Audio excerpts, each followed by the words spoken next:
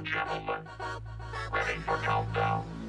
10, 9, 8, 7, 6, 5, 4, 3, 2, 1, ignition.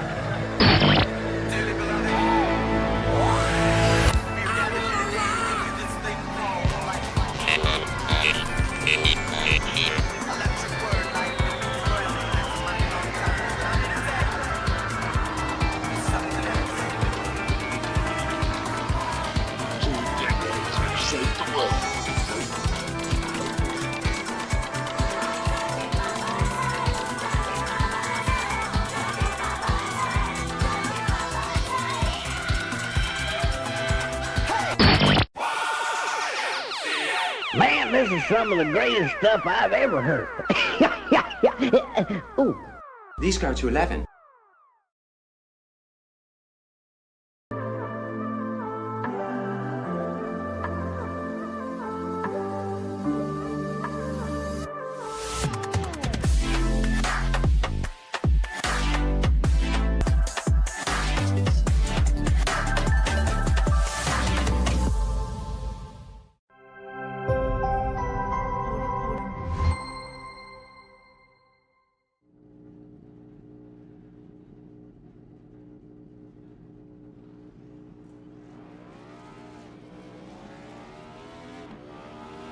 Here at TWRS, we're always here to help our squad when they need a little push in the right direction.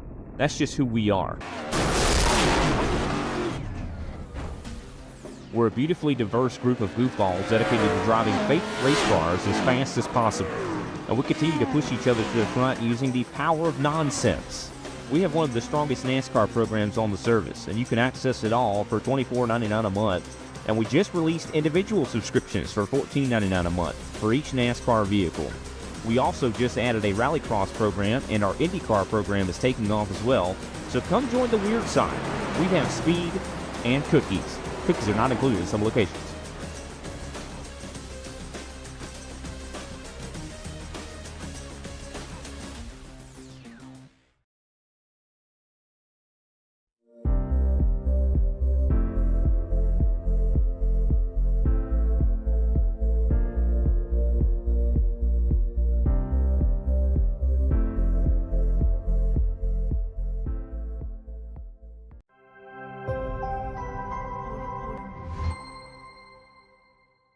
If you love the thrill of racing but hate the risks, then buckle up.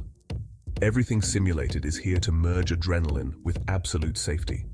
In a world where technology meets adrenaline, Everything Simulated is revolutionizing driver training with state-of-the-art simulators. From truck training to the thrill of motorsports, our simulators offer the most realistic experiences across all automotive applications. Gone are the days of endless bookwork and basic drills. Now it's all about hands-on, pulse-pounding action that prepares you for the real deal. Whether you're maneuvering a heavy mining vehicle or racing a high-speed car, our simulators, equipped with cutting-edge technology from leaders like Simrigs and Track Racer, bring every nuance of the drive to life. And talk about making a mark. We're not just building simulators, we're fostering talent. From grassroots motorsports to professional series like the Aussie Outlaw GT3, sponsored by us, Everything Simulated is fueling dreams and careers. Ready to feel the excitement of the racetrack under your fingertips? Connect with us, and let's build your next simulator adventure together. Remember, we support those who support us. Join the Everything Simulated family, and let's race towards the future.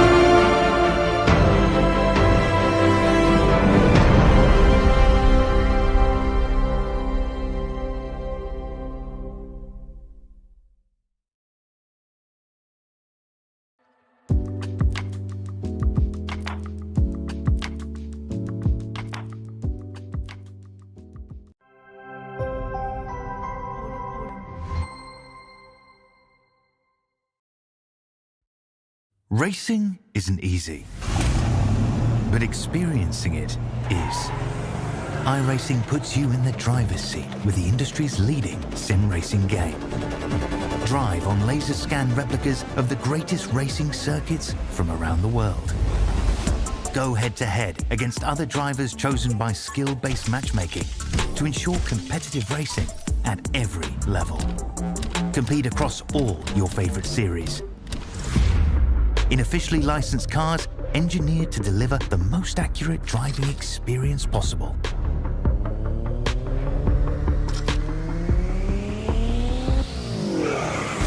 Join a race or host your own with players from across the globe. Race against the computer or in a league with friends. Feel the thrill behind the wheel.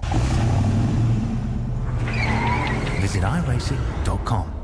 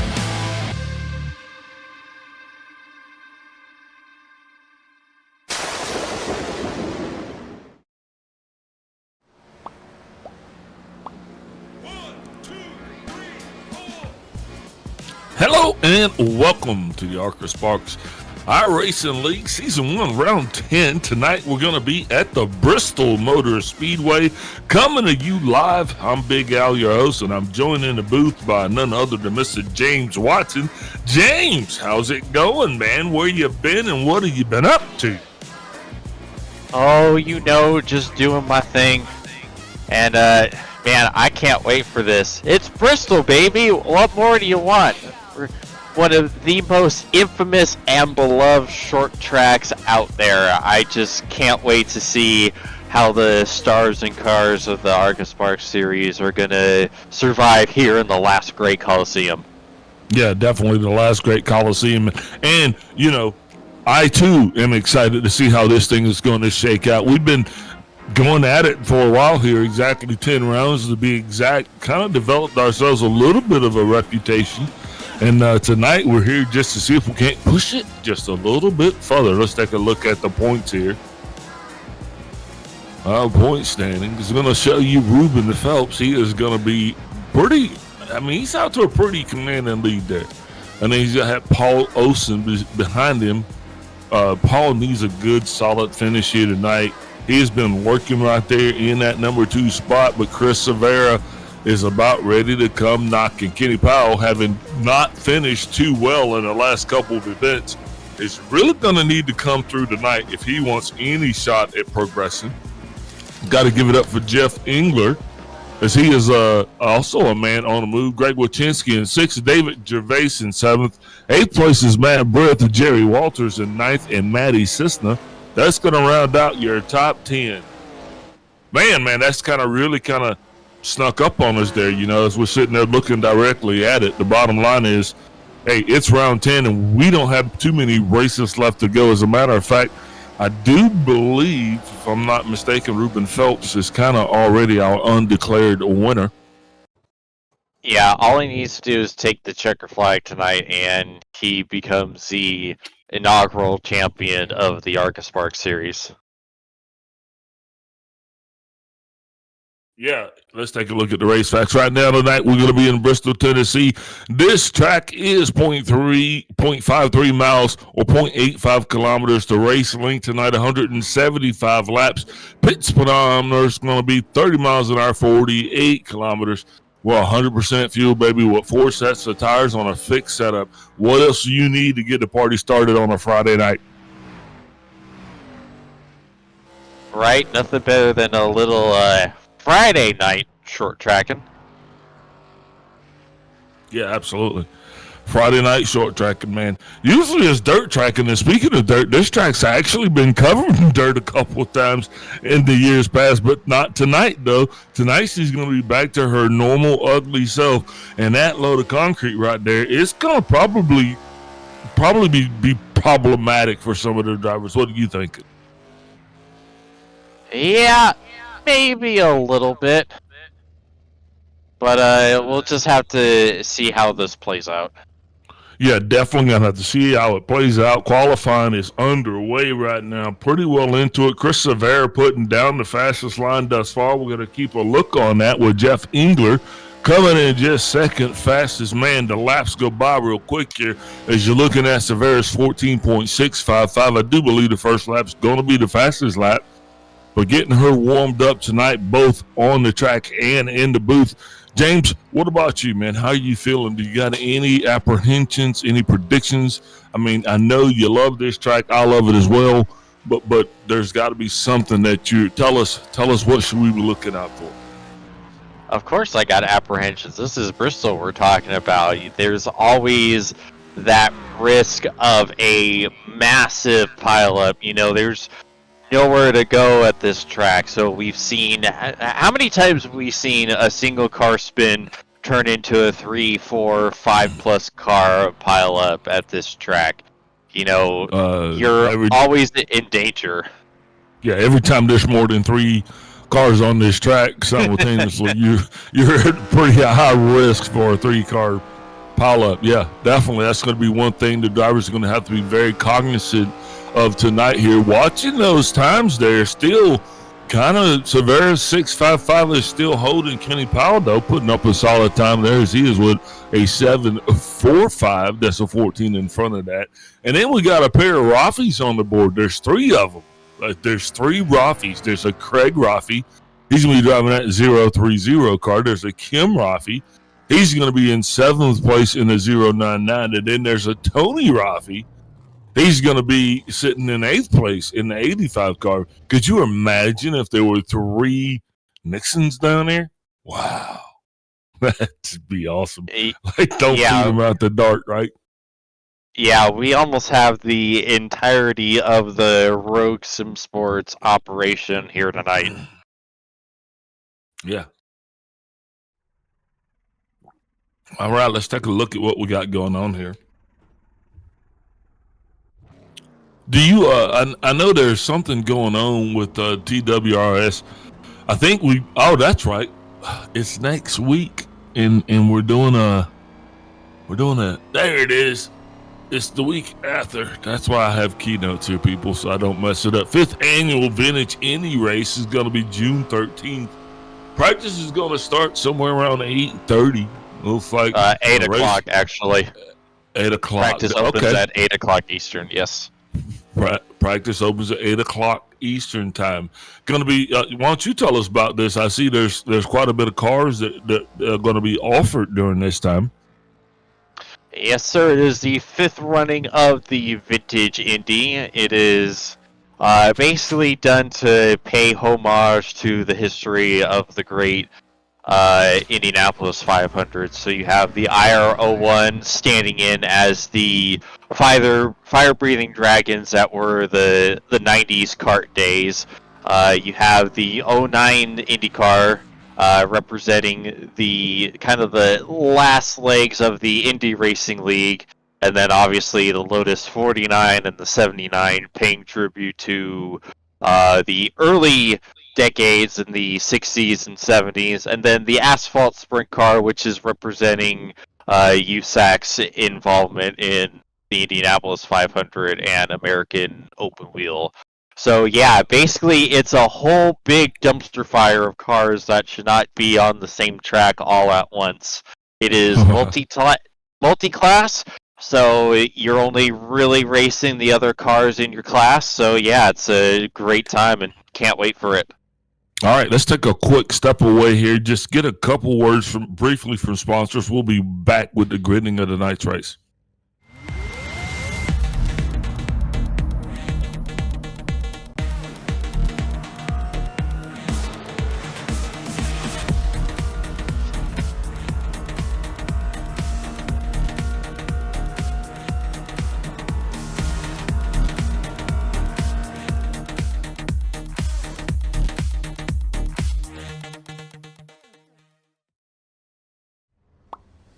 And we are back with continued coverage of the night's Bristol 175. This race actually is going to be brought to you by a myriad of different sponsors, but we're getting ready to line them up and go through the grid.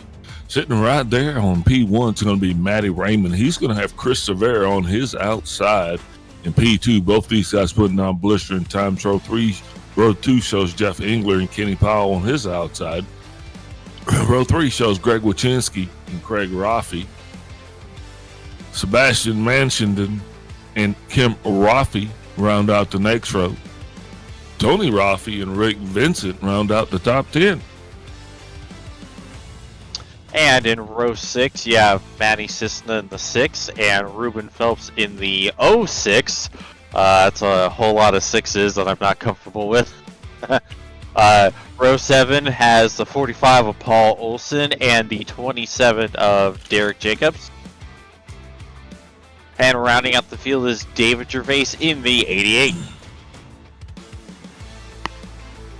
Yeah, definitely glad to have the gerbil in the pack tonight, man, and we're getting ready to line this thing up. And our intent is to actually try to get the majority of these laps down and get them done under green flag racing conditions.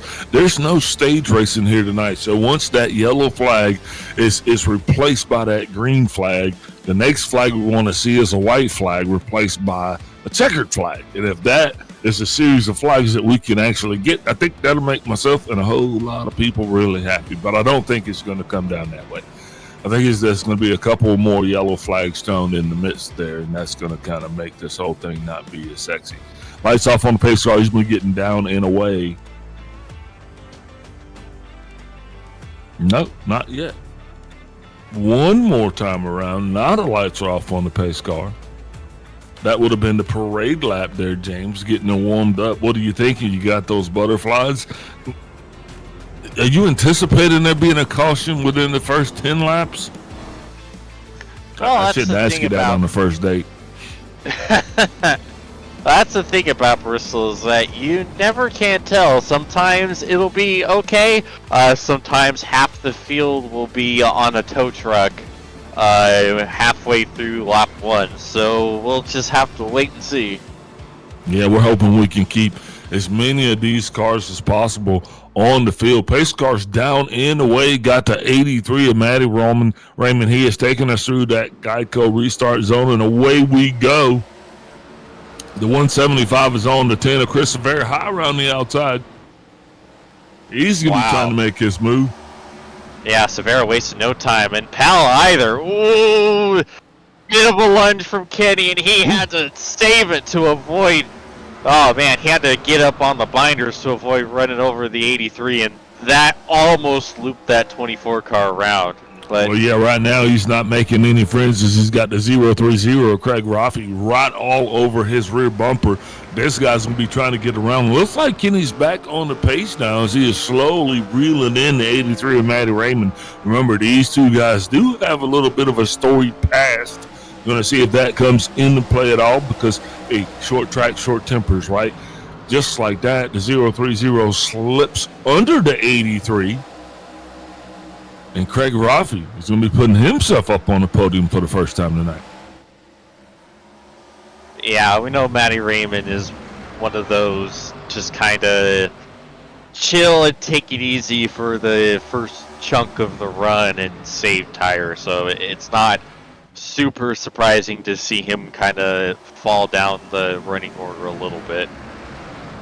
Yeah, definitely. Two-wide situation. There's a 099 still making around the outside. The 25 is going to try to close the door on them.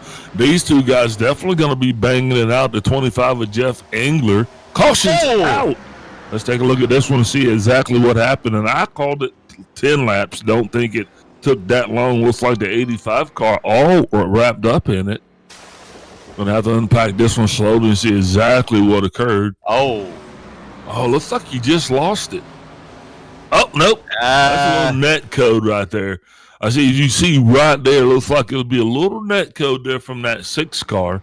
Once that happens, then right there was no contact. But, man, when you're trying to put 3 computer cars from all over the world in the same space, sometimes you do get a little bit of net code. So I thought it was good racing. Other than that, everybody's going to live to tell this one another day. No major damage seemed to be inflicted. yeah, and I think they might have made it was one of those where they make contact regardless, because you could see the 6 just slid up the track about half a lane right up into the 85, and then that's when Netcode decided to introduce itself to the party. Yeah, absolutely. 40 and 85 both down behind those pit walls, man. Guys probably aren't going to be wanting to come down here tonight under green flag conditions because short track racing is something that does not lend itself to you taking a break. So you got to press the loud pedal. You got to stay in it, and you got to stay on the track. These guys going to be at risk of going a lap down. Looks like they both actually are going to make it, stay on the lead lap. Yeah, and in fact, make it a green flag pit stop, you're probably going 2 laps down. So you always want to avoid it because of that. Because if you get a caution, your race is not just done; it is like absolutely destroyed. Because sure, you can get 1 lap back with the wave around, but getting that extra lap back, that's not gonna be easy. And plus, not to mention the fact that pit road entry is not for the faint of heart, because look at that, you don't have a whole lot of time. Which one? There's actually 2 of them down there, and sometimes that in itself could be tricky, but you got to use the right one to get in, but sometimes, depending on how many cars, you got 2 options to get out. But here we go right now, lights off on the pace car, doubled up again. He's dragging us around one more time. Just 10 laps into this thing, he's going to be getting up and out of the way. And just like that, looks like we got 2 familiar faces on the lead road there. That's to be the 10 of Severa and the 24 of Powell. Severa taking us through that Bass Pro Shops, wasting no time getting her gone, catching the rest of the field, ultimately sleeping. Kenny Powell also going to be trying to catch onto that coattail. He secured himself in a spot there in second place, but behind him, everything else is not given as gifted.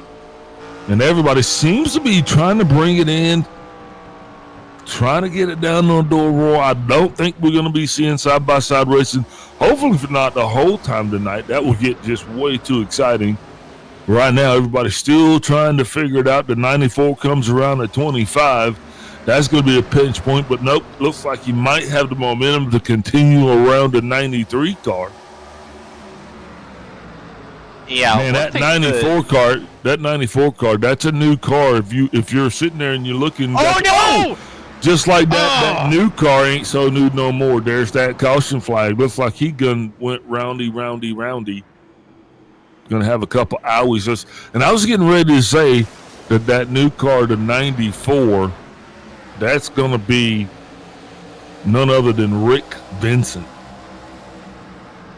I'll let you unpack what happens. Yeah, another one of the Rogue SimSport guys, and so it looked like to me, because it looked like Vincent's teammate Kim Rafi up in front got super close to the wall. I think Vincent might have anticipated. Yeah, look at how high up the racetrack the 099 is. I think Vincent might have been a bit nervous, anticipating Rafi to get the wall, and so he kind of pitched the entry off a little bit to avoid running into what he was anticipating to be a slow car, and Engler on the inside had no way to anticipate it, know what was going on, started to track up like normal, and they just met in the middle. You know, that's kind of quintessential Bristol racing right there. Like, you see something like that happen almost all the time. You know, it sucks because there's not a whole lot you can do, but yeah, it's Bristol, baby. Yeah, that's right. It's Bristol, baby. And that's exactly what you're going to get. Lights off on the pace car. We're getting doubled up again, getting ready to take this thing back clean and green. Well, notice I said that clean part. That's optimistic. See, I'm not a negative person after all. I like to see the green in things. Can you kick that? I can kick it. Yes, you can. Doubling up one more time here. Go ahead. Another thing I wanted to point out, we didn't really notice it, right, because we had the first caution come out, but right when the yellow flag flew, Menchenden actually hit the wall something fierce right when the caution came out. You can see the right front corner of that car is bent in pretty significantly, so that's why he dropped from starting near the top 5 to running P10. Yeah, plenty of racing to go, though. And that's just one of those things, thank goodness, it really doesn't matter a whole lot about the aerodynamics of these cars on a short track. So expect these guys to get beat up a little bit. I mean, that's what we're going to be doing here tonight. Pace cars are going to be getting down and out of the way. That 10 car is going to be dragging us through this restart zone one more time tonight through the Bass Pro Shops restart zone. Chris Severa off and away again. Solid launch for Severa. Looks like it's the same times twos. Look, his G&G teammate Kenny Powell is going to be drugged right behind him. Yeah, I've noticed this pretty much every race Severa is restarting up at the front. His restarts are unbelievable. He gets such a good jump every time, like he's shot out of a cannon. Like, you think back to Langley, him battling Phelps, like even as like the worst position to be in on the outside front row at Langley, he was hanging next to Ruben Phelps going into turn 1 every time. That is almost impossible at a track like Langley. So it just shows you how much of a killer Chris Severa is on restarts.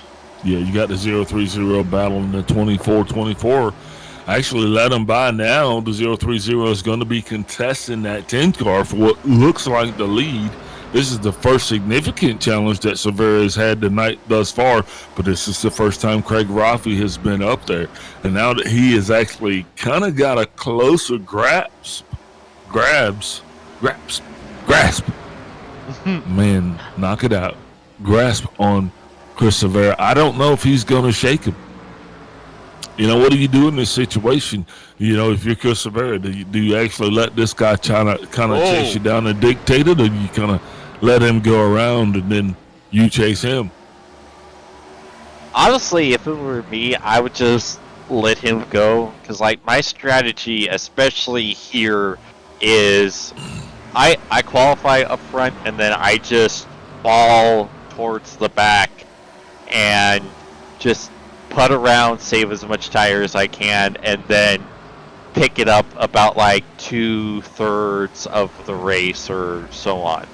Like, there's been multiple races here, whether I'm in a truck or in one of the old 87 Cup cars, where I'm on the verge of being lapped at like a third of the way in the race, and then checker flag, and I'm winning.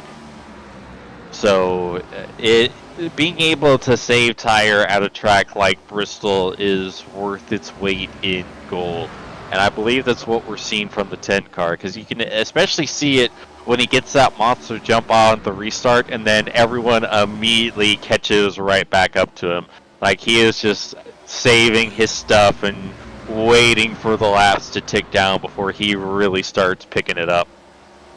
Yeah, going back to what you were saying, I've been watching that 10 car for a while, and the only car I know that can significantly beat him is himself. I mean, Christopher definitely smokes himself more on restarts than about anybody else you're going to see. Backing off now, letting the 030 go ahead and assume that position. Oh, looks like we had a car slid down. That was the 27 of Derek Jacobs. Looks like he might have been trying to get down pit road to get out of the way. Leaves were coming up on him pretty fast, and that goes back to what you're saying about that tricky pit road. Goodness. That is crazy. Yeah, goodness is right. You saw exactly what occurred, and that's probably going to end his night. Medic! But just like that 030 still out there in the front. Now the 10 is going to be behind him, kind of chilling out. Oh, man. Oh, that was a very gorgeous-looking race car, though, with that chrome paint. Yeah. Ouchies. Yeah, indeed. Green flag racing continues as you're joining back there. Looks like we might be watching the 030, who is actually Craig Roffey. He is taking the lead. Remember, he actually passed Chris Severa there in the 10 car. Severa going to be closely followed by Kenny Powell. Now, Powell's being chased by the 099 of Kim Roffey, but he has since gotten a little bit of breathing room, but farther back to 94 and to 88. I mean, my buddy Rick Vincent right back at it again. Oh, he's going to be back there beating it up with the likes of Matty Raymond and David Gervais. Looks like now he's going to get around to 83. Back on this crusade, man. He was up front. Oh, what a punt. Ouch. Ouch. That's all I can say. What the? It's a parking lot. What the hell? Yeah, man, something happened right there. If you see the 099, he is crabbing. Let's try to take a look back and unpack it. What happened here, man? Just an unfortunate set of circumstances. Yeah, we were just on this fight. We click off for like 2 seconds, and oh my, what the world? What? I love your excitability. Greg Wachinski taking it hard in the shorts tonight. Oh my god, what in the, like, everyone's just going alright, and then all of a sudden the wild Kim Roffey appears. And the Tony Wachinski having nowhere to go, and believe it or not, Wachinski's the only one that actually suffered the repairs required flag. Just like something that seems like we've seen not too long ago. There is absolutely. Out of all of the, out of all of that mayhem and carnage, the only car that actually has required repairs is the 5 of Wachinski. How? Tony Roffey's spoiler touched the catch fence. How does he not have a meatball? What is that? He's got the marinara, but no meatball, eh? Oh my goodness, that is one of the gnarliest wrecks we've had all season. And that 099 car is about as straight as an Alabama politician, so we know he ain't going nowhere for a while. Holy cow. Boy. Man, you know, and you think that Hell, I don't know what you think, but we're only 41 laps into this thing right now. And these guys were, I mean, I don't know. I don't know what they were racing for. It must have been some kind of side prize that I'm not aware of. But it was important. Yeah, well, unfortunately Can now we take another look at that? Is that a possibility? Man, we'll give a big shout out to Kobe Jordan down there in that truck. Sometimes it gets hot in that truck, but he's got cold bear.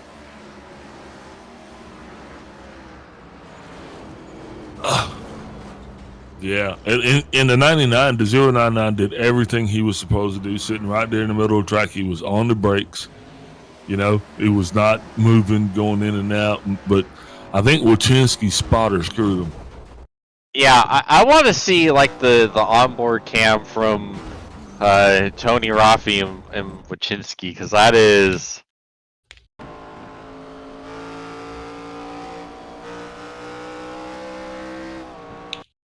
Yeah, you just can't see anything if you're the 85. Definitely not. Looks like we're back to racing here on the live screen. Craig Raffi wasting no time getting us going. Kenny Powell definitely in tow. Everybody up top, your four leaders. That's going to be Craig Raffi, Kenny Powell, Rick Vincent, and Jeff Engler. These guys have not pitted. Everybody else behind them coming down pit road, these guys are all on 5-lap tires or fresher. But to see if that actually makes a difference or not. Craig Raffi's still kind of running away with this thing. Got 3 cars down on pit road that are not moving. That's the 5, the 099. Whoa, getting a little squirrely up here. Big wiggles coming out of the 25. Him and the 94 are going to be sitting up here, and it's getting a little bit dangerous. Can you feel it? Oh, I can feel it. I think everyone's feeling it at this point. Can you feel the love tonight? That's right, little Big Al karaoke for you there. So watching to see where the 25 is going to settle in. He is going to be battling right there by the 6 car. That's a Matty Cisna. Cisna coming up hard on the back of the 94. Mr. Rick Vincent. Rick's first race tonight here with us in the ARCA Spark Series. Yeah, good recovery from him. We saw him get together with the car right behind him earlier in the race and be facing the wrong way, but he's driven that 94 all the way back up to P4. Great drive so far. Yeah, definitely. I'm watching the 25 of Jeff Engler, and he is definitely probably about running out of patience here. Now we got a good situation where the 6 and the 94 are kind of going at it, and that always allows the guys behind them to catch up. Yeah, the only people that are more happy to see this than us are all the cars directly behind these two. Because yeah, you get to battling, both cars are having to take lines that they wouldn't be otherwise, just slowing each other up, and it just brings everyone right up to them. Like, look at that. There's a nice little line at the DMV right behind these two. Sounds like you've been to Alabama too. Always the line at the DMV. The 94 getting by the 6. Matty Cisna still, like I said, trying to figure out where he fits in truly, because these guys gotta figure that out. You know, only 56 laps in of the 175. You don't want to get caught in traffic. You know, that's the worst thing. So, a little bit of contact there. That's just Bristol, though. And you understand what I'm saying, if that makes sense. But this is the part of racing that's just like driving down a dang interstate. You just look at this is 20 going through Atlanta. You know, you got that one car camping in the fast lane. Yeah, and as usual, people don't know how to merge, and then you've got some doofus driving on the apron, on the shoulder, like it's all kinds of bad. And we're not, and I'm not even throwing stones, but I'm just saying if you look at it for what it truly is, the top 3 cars, the 030, the 24, and the 40, have all actually gotten a lot of drive off, and that is not because they're necessarily faster than these guys. I think it's just because these guys are being slowed down by that guy that's in front of them. Now the 6 car has actually been able to make his way around. We're going to see if the 10 car, that's Chris Severa, we're going to see how much patience he has getting around the 94. But that's exactly that situation we're talking about. That's exactly what happens. This is the equivalent of people just playing, duck games, we call them.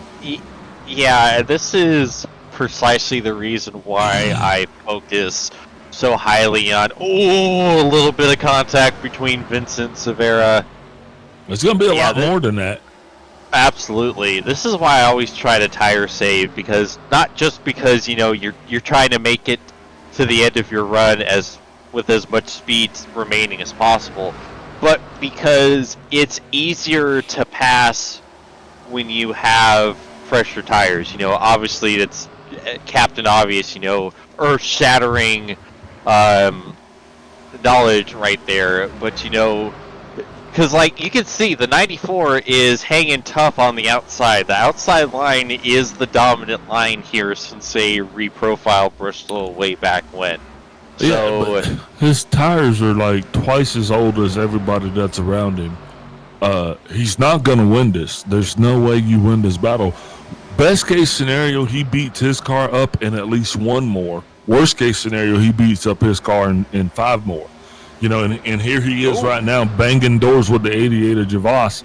And it begs the question, what are you doing? I applaud everybody's racemanship. Everybody deserves the right to race, but sometimes, if you're not doing the right stuff, you just got to ask that question. I mean, that's what you get paid for. Yeah, right? But, like you said, he's not really doing anything. His defensive... Oh, that's a big hit off of 4. Oof. Yeah, he's not really doing anything ridiculous, he's just... All he's really doing, he's just running his line. There's not much more you could ask him to do. He's giving you the bottom. It's not really, his fault that the bottom just isn't viable enough to be able to get by him quickly as easily. Yeah, I got you. I totally get it, man, and it's hard to get these positions. Sometimes I just get caught up in the moment and I ask the wrong questions, doggone it. But we still got green flag racing continuing, and the 25 is now getting underneath the 94. Those two are making it happen. Chris Severa got himself running up here in a situation where now, being free, he was actually able to run all the way up and kind of catch up a little bit. The same thing with the 6 car.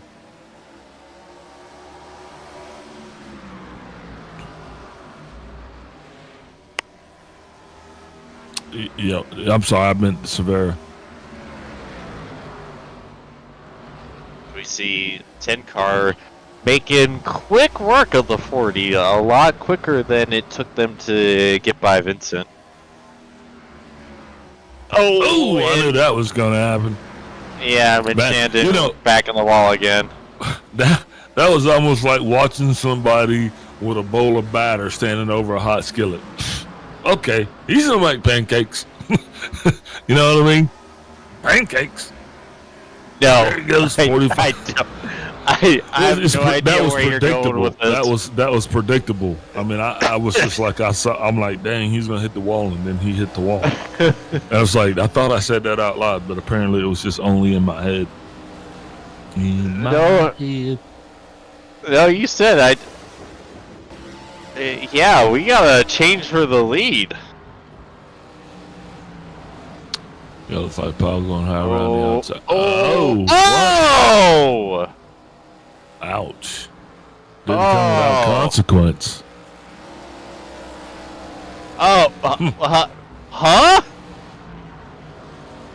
What say you? What? Did we see Caution's that out. right? Caution's out. Second time watching that 030 car, I think he's just kind of gotten wrapped up.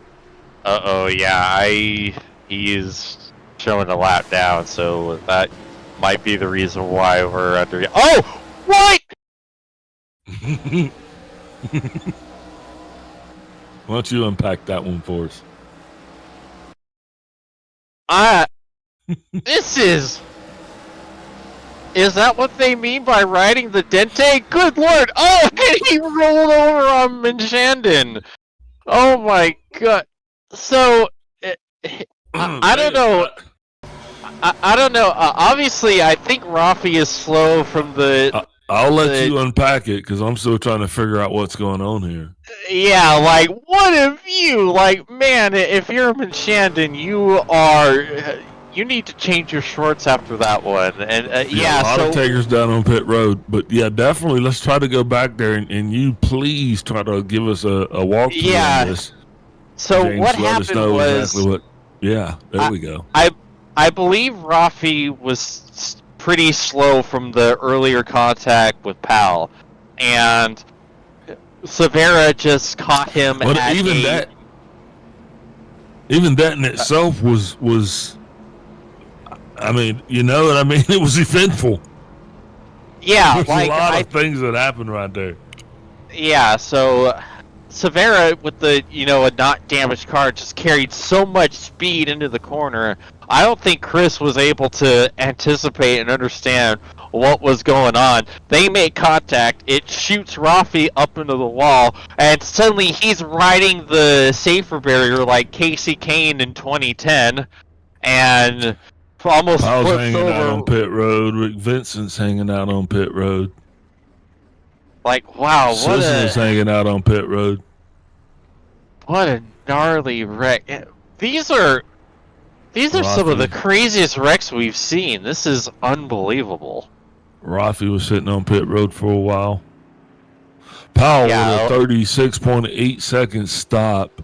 Next is going to be Rick Vincent, 31.5 second stop. These guys definitely, obviously getting damage repaired. Then we got a 27.6 by Matty Cisna as he's getting his damage repaired. Meanwhile, on the track, lights out on the pace car. We're doubled up one more time, getting ready to go racing. If you're joining us tonight, thank you for tuning in here to the ARCA Sparks Bristol 175. Pace cars going to be down and away. David Gervais, 42 lap old equipment, going to be leading us through that Bass Pro restart zone. Got Chris Severa on his outside. Gervais got caught sleeping at the wheel. Severa definitely running on his own waist. Now, I don't know if David's going to probably try to fight for the position. Maybe he's just going to kind of go low, try to let guys go by him. He has got to recognize the fact that, I mean, he a lot older than they are on this in this particular run. But man, we really kind of shook them up, spread them out, and then we gathered them all back up again, right? Yeah, and trying to reset after what in the world we've seen transpire already in this race, and we're not even really halfway. Yep. I think we're barely half. Oh, angler hard into the outside wall. Yeah, Jeff's been making constant contact with that wall there, and I don't know, these cars are built a little different, so it has been of no consequence to him thus far. But the 88 still beating and banging.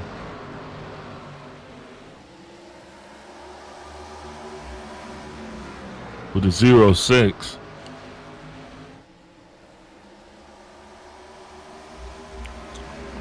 Chris Severa now out front, probably unmolested for the first time tonight. So he has got to be enjoying that, although I got a feeling it's going to be short-lived. Because right now he has got, freshies, and that's a good thing to have for a while. Then eventually that's going to go away. Right now it doesn't seem like anybody's going to be contesting him as we are just now halfway through this thing. I don't know about that. We have our champion-elect right there behind him, making his presence known for the first time tonight.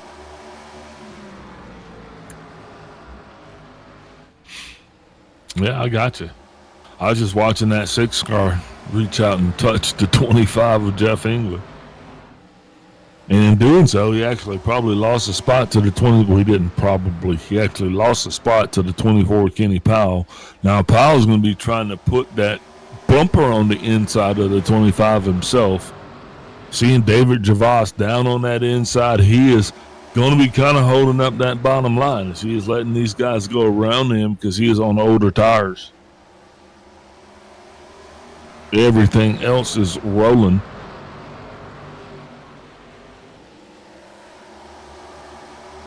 Yeehaw. Got that 40 car out there, Sebastian Manhuston. He said he enjoys listening to the broadcast and hearing us mutilate his names. He said specifically me mutilate his names. And then I was like, man, don't say that, because that's about the time that I totally flushed the 3 pronunciations that he gave me. So I come back and I'm sorry, Sebastian. I'm doing my best, boss. Even though you told him how to say it 3 times now, I still don't have the faculties to pull it off. We'll ask again next week. Speak of the devil, he smacked the wall off of 4 again. Oh yeah, definitely. And that's kind of like what I was making that reference to the pancake batter. You know, it's almost like, you know, I don't know. You see somebody with a sugar packet. A Kool-Aid packet and a pitcher of water, you just assume they're going to make Kool-Aid, right? So I see him going into those turns. He's been smacking them. Speaking of smacking them, there goes Matty. He's still in there, down low now on the 25. This just got this became a little bit of a complicated relationship. The Powell can't get past the 40. Now he's got a situation behind him that is just really not going anywhere. You know, you got a couple cousins dating back here. And here comes the 94 car, and he wants to get to first base. And like, well. I'm not even going to touch that one. So anyways, we see this that's battle. That's one of those Nickisms. Oh, man. Yeah, we see this battle still raging on. Oof. Wait, did he hit the wall? No! Yeah, but I think he had help on this one. I don't think Kenny was quite clear that one. And yeah, that 40 car might Kenny be busted. Or Jeff? Kenny. Oh, and net code, and there's the 25 in the wall, and the 6 is around too.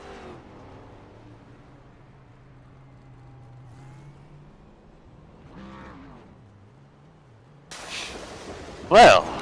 So this was surprising. I mean, you see him, he just came off the wall right there. He goes into this turn, and I love him like a play cousin. But right there, yeah, you're right. The 25 does totally make contact with him. With nowhere to go for the 25, he bounces down and around, leaving body parts and freaking engine parts all over the place.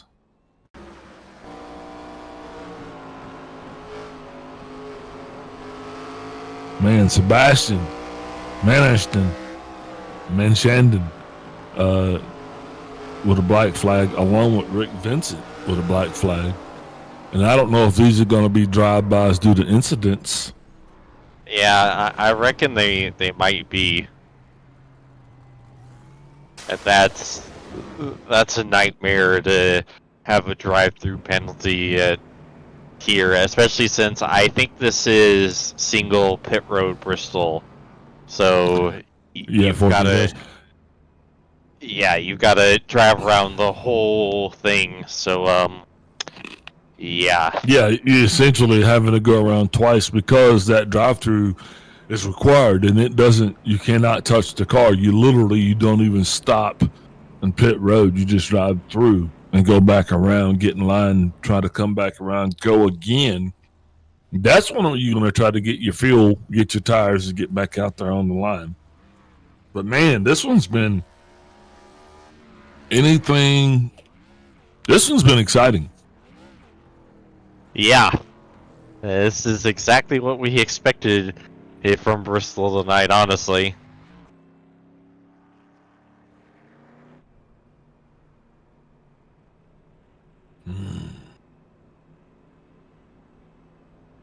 Lights off on the pace car. Time to double them up. We'll be getting back at it here momentarily. Been looking for an opportunity to step away and get a word from our sponsors, man. But, man, these guys aren't giving us a whole lot of time to do anything, right? Right? Every time we get close, bam, 3 more cars end up in the safer barrier. Yeah, it's crazy.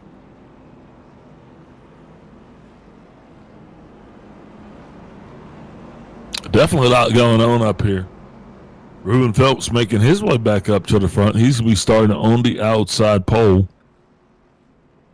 Pace car down and away. Chris Rivera leading us off, wasting no time, just like normal, getting it going. Phelps doing what it does. Getting a solid start as well. He's going to be rocking that P2 spot.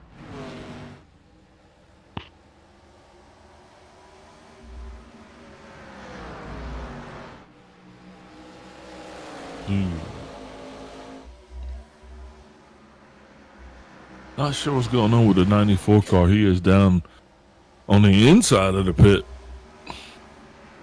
Yeah, well, I don't know. I think he might have lost a lot of time with that one.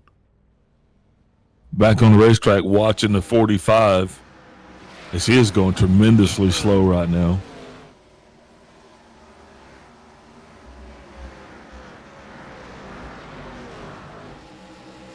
I think the 95, the 94, and the 40 are doing their drive-through penalties. So they're just staying there on that inner ring, man, and it is just destroying their time. That has cost both of these guys. It's cost them both 2 laps at least. Yeah, and it's like, it's one thing having to come down and serve a drive-through at dual pit road version where you only need to go down the one that you're on, but since we're at David turns the 83 to 83, straightens it out. Don't think that's going to be over between those two. Paul Olsen smoking in the rear, but definitely going to see how this is. These guys still are running. Now, I don't know if the 83 appreciated that or not. It was not malicious. Holy neck code. Yeah, it wasn't malicious. No, he didn't mean to wreck him. He just wanted to rattle his cage. It's just 2 guys competing for the same piece of real estate. But look, the fortunate part is they were actually able to keep it going and keep those cars pointed in the right direction. Yeah. Thus preventing yet another caution from coming out. Now we're watching the 40 car. He is slowly making his way back out into the racing surface. And after that whole thing was said and done, Sebastian's gone down 7 laps. Shows you just how quick your favor can change here at a short track like Bristol. Yeah. Yeah, like I said, having to do a drive-through on single pit road Bristol, where you're having to go around both of them at once, it's just the worst thing ever. It is agonizing. Yeah, now you got the 25 and the 10 that are both going to be sitting in front of that lead pack. Sorry, the 25 and the 40 be sitting both in front of that lead pack as they begin to go around. The 40 car has already been dispatched. 25 car is getting a solid run. He's going to be able to hold those wolves at bay, at least for the time being. We're going to watch and see how this plays out for him. Green flag racing continues, and we got to love that, man. We've had 5 cautions here for 20 laps so far of the laps that we've ran. You know, so out of 120 laps, 20 of those laps were under caution, which still isn't bad. Yeah, I'll let you do the deep math. Yeah, I mean, we've definitely seen races at Bristol be a lot more ridiculous and chaotic and crash filled, so I guess we're a little cleaner in that regard. But yeah, the crashes that we have seen are ones I don't think any of us will be able to forget about. Forget about it. Yeah, definitely, indeed, truly. And that 06 still chasing that 10 car. Chris Rivera definitely showed up here tonight. maybe a little something to prove, maybe a little too late. I don't know. But he's still out there and he's doing what it do. And we're just now 52 laps, 51 at the line before this one's in the books, and that's going to go by here at no time. On a track like Bristol, normally I would say 20 laps is go time. Bristol, it's 30 laps at least, maybe 40. Yeah, because you're going to need a lot of time to set up that pass. Like, we've seen, even with a bit of a tire advantage, we've seen how long it can be to pull off a pass and how many laps of side-by-side racing it'll have to take to get that pass taken care of. So, the car, go ahead. no, I was pretty much done. You go. Yeah, so the card you're going to be watching right now is going to be the 88 of David Gervais, because just like that scenario was when he was kind of falling to the rear because he had double the tire degradation than the other guys. Now they've got double the tire degradation than he does. So he's sitting right there in the fourth place with a solid view of the leader and plenty of time to get up front. I think he might be the car to watch. Yeah, and especially if these top two keep battling, like this 2-car battle for the lead is going to be a 4-car battle for the lead here. Oh yeah, those two going to battle. I mean, that's as sure as making hotcakes right there. That's going to happen when that pancake batter hits that hot skittle. You're making pancakes, whether that was your plan or not. So these two guys are definitely getting ready to get into it. Now, Kenny Powell was sitting there, and he was probably going to enjoy that, to sit back and kind of wait to make a move. But, man, when David Gervais showed up to the party, you got 51, 51, 51, 27. And, he's a 27 amongst a whole bunch of 50s.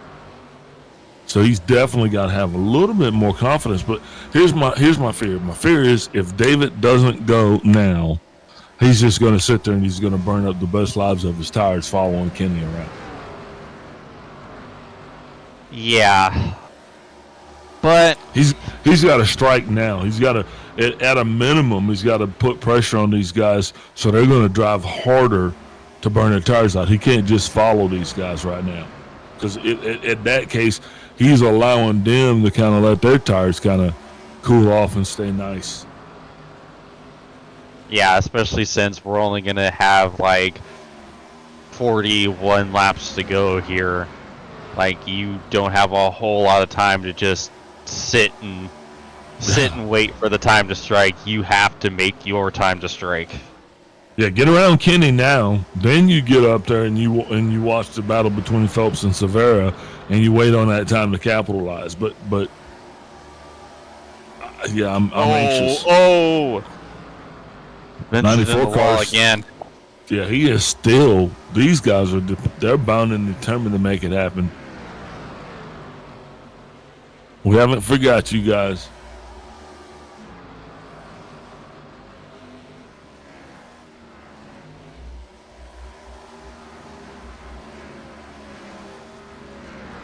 And apparently he got another black flag for that.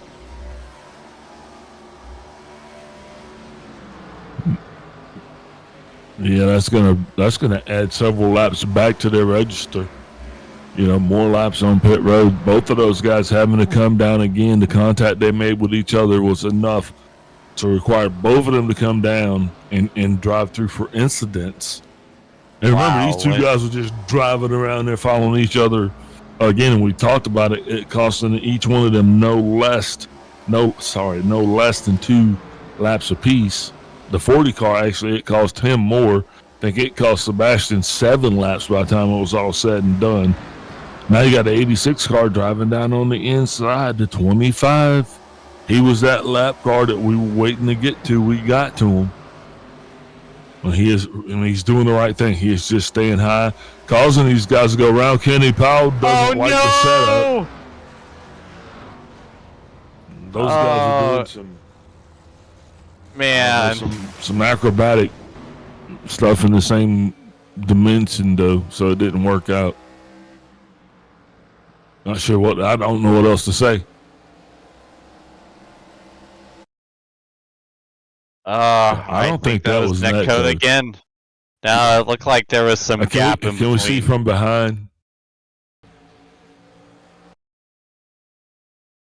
Yeah, that's Yeah, netcode. okay, that is netcode. I'm gonna give it to you. And like, look at how Kenny's phasing in through the 25 as they're hurrying to the inside wall. It That's definitely heartbreaking seemed for like Kenny, pal. they were coming back into the same dimension at the same time. Never mind, I overthought that. 94 car getting a wave around, getting at least one of his laps back. Going to feel pretty good about that. But here it comes. This is going to change everything. Javas having that slight advantage of being doubled under. Now everybody's coming down pit road. The question is everybody taking 4? I think so. You're hoping everybody has at least one set left behind the box.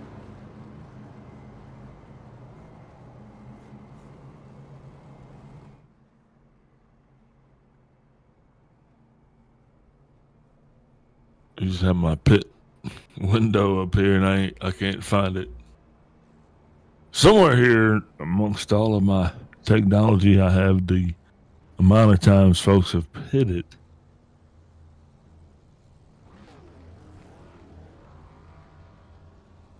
Anyway, not tonight, I guess. Oh, there it is. Yeah, man. So looking down the line, we got Paul Olsen, who's pitted a total of 4 times.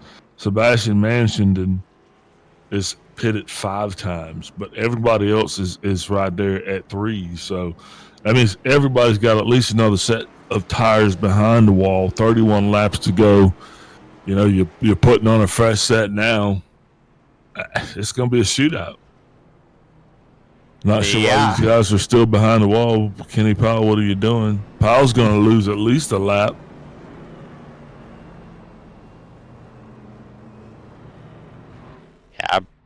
Yeah, he's done. I don't know. He's been sitting there for a while. He ain't pouting, but he ain't moving either. Might want to get a proof of life over that guy. Lights off on the pace car, though. Meanwhile, back up front, we're still going to be knotted up. Chris Rivera, Ruben Phelps doing what they've been doing most of the night. But behind them is going to be the 83 of Matty Raymond and the 88 of Javas. Chris Rivera wasting no time. Getting a strong start there. The 88 probably started a little prematurely as he made contact with Ruben Phelps. That really kind of Phelps not getting a strong start at all. Yeah, that's going to cost him 2 solid positions. Now Javas is back trying to fight for what he can. Further back behind those guys, we'll see 2x2. And I think you're going to probably see 2x2 racing for the rest of the event here tonight. Is you got the 83 now battling against Ruben Phelps. These guys, I do believe, are familiar with each other. David Javas is going to try to come down on the inside. Also risking net code. Because we've seen quite a bit of netcode here tonight, right? Yeah. Probably, I feel like half of the cautions we've seen tonight were caused by netcode, or at least made far worse with netcode. And the one caution that wasn't with Matty Raymond's massive save a little while back. Yeah, I don't think we're done with cautions right now. I think the operative number that we're on now is 6, but I think we've really got room for at least 2 more with 25 laps to go. We got the 6 right now coming around, the 88 of David Javas. And Paul Ocean, just like that, don't tell nobody, but Paul is in the top 10. Actually, he's in 6th place. And if he could pull that off, that's going to be a very solid points night for him. Although it might come a little too late in the season, it's still got to feel good to see your name up on top of the board like that, right? Absolutely. You gotta take it where you can get.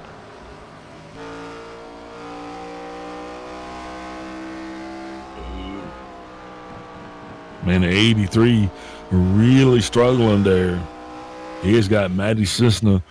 Cisna's wearing him like a pair of cheap shoes. I mean, he is, man, yeah, Bunyan, blister. You know what I mean? He's not letting this guy. Yeah, it's just bad, and it's going to get worse. He's still there. Man, worst case scenario, best case scenario, they get a little lap, get a little net coat there for some relief. And now David's going to come gonna up. get relieved. Yeah, David's going to come up now. He's going to be trying to get his bumper at least to the door, and he shakes himself a little loose. And I was saying it was go time for David a while back. Now it's just kind of flow time. He has got to go with the flow to 83. Now going to make his move. Going to come down on the inside of the 6. He's been setting this one up for some time. These two bouncing off each other. Netco not seeming to be a problem. Watching the 83, he is just oh yeah. And David Gervais now, he is going to follow suit and try to get his door.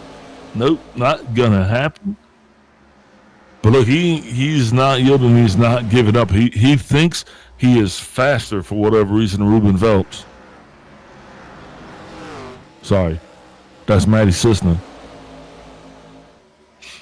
But Cisna actually able to keep the 88 car flush and behind.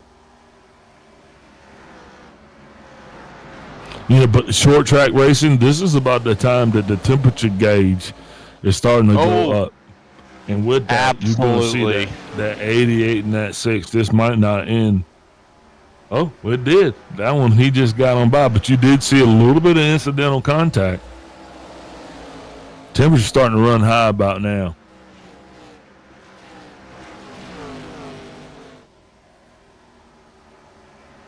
Yeah, but I think the gaps are starting to cool off for the most part.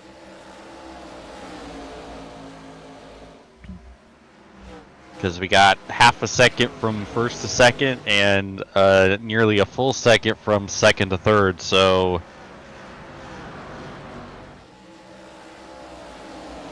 it's the closest battle we got on the racetrack right now.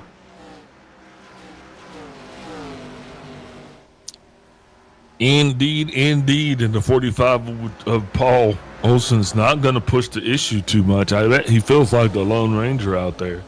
Just him and the 10 together out here trying to live the dream. They also kind of got the 88 who's a distant cousin, but with 10 to go, I think you need a little bit more family than that around you. Man, and speaking of that, 11th, 12th, 13th, there goes the Raffies. Kim Raffy, 54 laps down. Tony, 64. And Craig, 89. And Tony Raffy smacking the turf war wall hard in the background.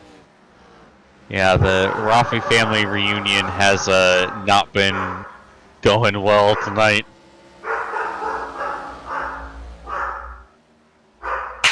We see the 10 continuing to eke out the gap over Phelps, although Phelps kind of brought it back a little bit. It's just kind of ebbing and flowing right now. Indeed, right now. Matty Raymond's starting to catch both of them up. He's cut down about 4/10 the last couple laps. Oh! Severe into the wall! That's the risk of running that outside line. If you jump the cushion, you're gonna be in the wall, and that cost 2/10 off his lead back to Phelps. But time is winding down here. Can Phelps make that final charge for the win? And here comes Raymond. He is coming, but once again, I just don't think it's going to be enough here.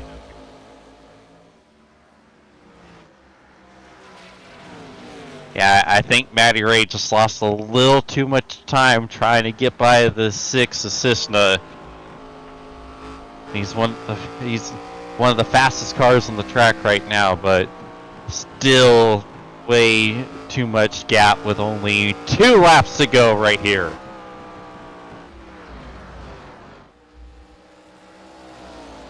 There's your race leader. Running cool, calm, and collected. Just avoid a little bit of wall contact earlier. White flag, final lap.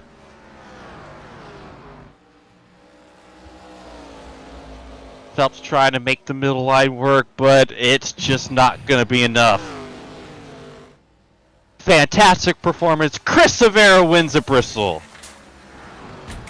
Well, what a drive from the 10. Congratulations to the 10 car. It was not an easy feat at all. Getting a little congratulatory bump there from the 6 of Ruben Phelps. Oh, yeah, that was a fantastic drive from the 10. Phelps was given everything he had there, but Severi just had that little extra in the tank to hold both SRM cars off. Yeah, it felt like Bristol. It felt sure like did. Bristol indeed. Looking at your unofficial official results, waiting on. Where is Chris? Is he putting that thing up there on that roof? He's bringing that puppy to victory lane. What a shot! Yeah. Looks like he's been up there before. Oh. Oh man. Well, that's awesome. Yeah, kicking up the imaginary dirt. Yep, way to go to the 10 car. Those guys, their celebration, well deserved. Very hard fought effort. Unfortunately, I do believe it was just a little bit short, because I am pretty sure Ruben Phelps is going to be your official champion of this series. But let's go ahead and run down the results of the night's race. Chris Severa bringing it home in first. Ruben Phelps, P2, Matt Raymond in third. David Javas in fourth. Paul Osen fifth. Sixth place shows Matty Cisna. Seventh place Rick Vincent. Eighth place Sebastian Manshenden. Ninth place Kenny Powell. And Jeff Engler rounds out the top 10. I love watching Severa pull it back to the rig as we see the second page of our finishers. Got the Rafi trio, unfortunately. Kim, Tony, and Craig. Rafi finishing 11th, 12th, and 13th. Greg Wachinski in 14th after being a part of his gnarly wreck. And then Derek Jacobs finishing 15th after yet another gnarly wreck. Yeah, definitely trying to get out of the way, going down pit road. What a way to be remembered. Hey, with that done, we're going to take a step away. We're going to get the final words from our sponsors, and then we're going to come back and we're going to have our post race.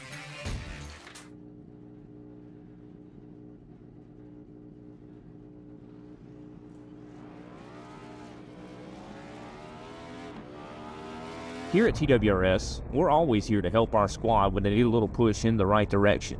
That's just who we are. We're a beautifully diverse group of goofballs dedicated to driving fake race cars as fast as possible. And we continue to push each other to the front using the power of nonsense. We have one of the strongest NASCAR programs on the service, and you can access it all for $24.99 a month. And we just released individual subscriptions for $14.99 a month for each NASCAR vehicle. We also just added a Rallycross program, and our IndyCar program is taking off as well. So come join the weird side. We have speed and cookies. Cookies are not included in some locations.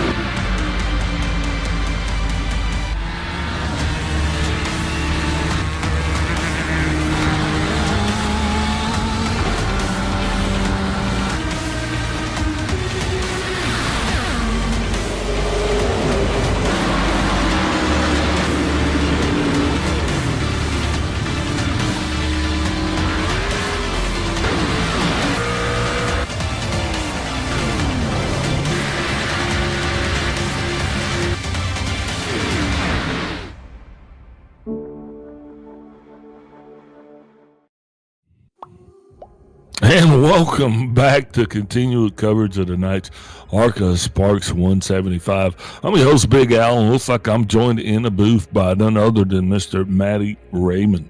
Matthew Raymond, how goes it, sir? Say again?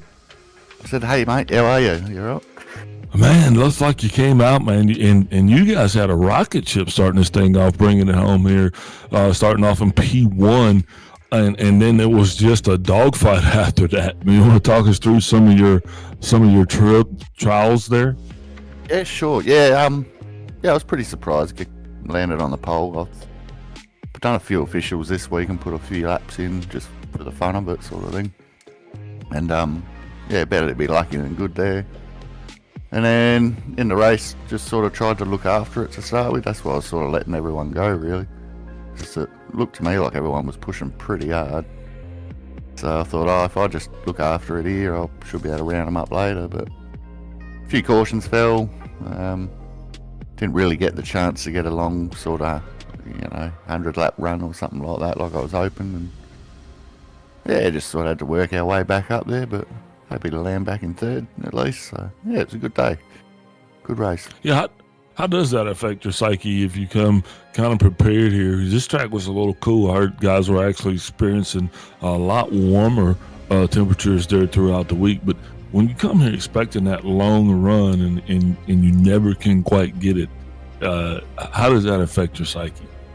You just got to change it up on the go, sort of thing, sort of call an audible, I guess. But it's that did throw me out a bit too when I jumped in. First thing I did was check the weather. I was like, oh man, it's like 30 degrees cooler than what we've been running in. So it had a whole heap of grip and traction.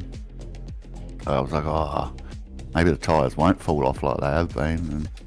Because sort of in the officials, I don't know, about lap 50, they'd start falling off pretty hard even if you're looking after them. So yeah, I thought, that'll just make that longer, and figured I'd try it anyway. But just didn't really get the chance for a long run, and then had to change it up and just get a lot more aggressive on the rubber towards the end and abuse the car a bit more, sort of thing. But that's not normally my style. I like to take it easy and keep the rubber under me and then come hard at the end. But yeah, just had me work cut out for me a bit today. It was good fun, good racing most of these blokes. So yeah, definitely, man, and it was a blast to watch. Can't wait to see it. Hate to see it come to an end, man. But besides that, who you shouting out tonight for your third place finish? TWRS, of course. They've been providing us some good bullet sets this week. The series and all that sort of thing. So of course them, and we've got Scotcher Race Fuels, Cut 6 Sticker Co, Tourette Syndrome Australia, and the Alopecia Foundation, and Moondog as well. And you guys, of course, are putting on the broadcast as usual. Kobe does a lot of work behind the scenes. He bit thankless job, I think. So yeah, big thank you to you guys. Oh, thank you, sir. That is Matty Raymond, your third place finisher tonight. Next, he'll be joined in the booth by Mr. Ruben Phelps. And he's with James Watson. Ruben Phelps, another fantastic podium finish tonight for you. So we saw you battling hard with the 10 there, quite a lot in the closing laps of the race. Do you think you had anything for him? That last stage, when that last caution sort of didn't help, because with the fuel burn, and you want to have that extra bit of fuel to keep a little bit of rotation, but once it dived off and the tyres cooled off and fresh tyres, it gets tighter and tighter as the track gets further into the night as well. So once I realised that I couldn't quite get the rotation, I was like, I know I'm going to burn my stuff, and it did. And of course you could saw that because Matty started catching back up. But just before that yellow though, that was going to be a very interesting finish. Yeah, it was a great comeback drive overall. We wasn't quite the qualifying effort that we're accustomed seeing from you. Take us through what went on with qualifying. I decided I'm gonna just start the back for a change, so I just didn't put a lap in. Well, you nearly completed the last of first challenge there, and so obviously all of us know how Bristol races tend to go. What's your thought process rolling into a track like Bristol where its reputation of chaos always tends to precede it? Like, as a race itself, it's so fun to do, but of course there's two ways to go around it. There's, you driving around, doing logging laps and that, or you get some drivers that like to just drive as hard as possible, which obviously burns the stuff, which causes more havoc to getting or wrecking or whatnot, because once your tyres are burnt off, you get tired and you can smack the wall, hit the fence and spin out, and then you've got your overdrivers that just dive into corners and hit people's doors. It's such a normal thing at short track racing in general, so it can go both ways either way. But other than that, Bristol was an awesome racetrack. It's just you never know what's coming, that's all. Alrighty, well, another fantastic run tonight. Any sponsors, plugs, and shout-outs you'd like to give? Of course, you guys for the broadcast. Of course, Kobe with the ARCA Spark series. Of course, SRM Australia, Maddie Ray, and the others are usually the other drivers here, but they weren't here today. Of course, TWRS. Thank you, James Watson, for putting your sponsor on our cars. Of course, Scotch's Race Fuel, Cut 6 Sticker Co., Moondog, and our two charities of Tears to Reach Australia and Australia Alopecia. Alrighty, well, we thank you, Ruben, and hopefully we're talking to you again next week. Will do. That was Ruben Phelps with Mr. James Watson, and now, last but certainly not least, Chris Severa. Chris Severa, this big owl up in the booth, you got me? Chris Severa, big owl up in the booth, you got me? I got you. You came, you saw, you conquered. You started this thing off in second, but you dang sure ended it in first. Why don't you talk to us a little bit and let us know? Was that just a birthright, or did you actually have to work for it? Yeah, no, that was, I don't know.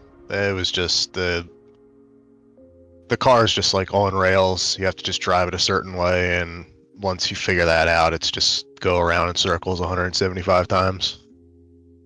Yeah, okay, that's easy enough. How many times did you go around in circles to figure out the rail frequency tonight?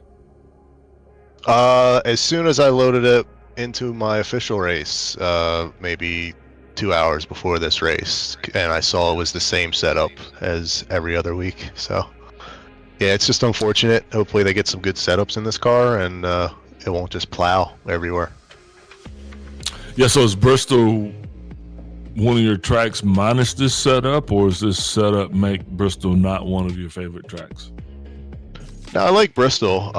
Fortunately, the way it is, you do have to save a little bit of tire here. Just unfortunately, the way you have to save the tire is due to the way the setup is in the car. But yeah, no, it's definitely a fun track once you get the right guys on it. Indeed, man. Solid performance. Looked like you were in the good traffic most of the night. Did not see you kind of fall too far back in the rear, so you got to appreciate that, man. Overall, great run, great season for you guys. Who you shouting out here tonight after your big win here in round 10 of the ARCA Sparks? Yeah, just guys in G&G, and I guess my therapist, who's going to have to teach me patience, apparently. But other than that, I just appreciate the guys showing up. Matt and Ruben put on a hell of a show. It was fun racing those guys. But yeah, shout out to you guys for putting it on every week as usual. Hey, buddy, thank you, because without you, we wouldn't have anything to talk about. So enjoy yourself, and as I always say, don't party too hard, and we'll see you next week. All right, guys, take care. That was Chris Severa, your winner here tonight. Special thanks going out to Kobe Bryant, to you, Mr. James Watson, for being my partner in crime. And also Kobe again for pushing all of the buttons and hitting the switches down in the booth. James, what you got for us going home? Well, that was truly one of the Bristol races of all time. I don't think that's a race any of us will ever forget.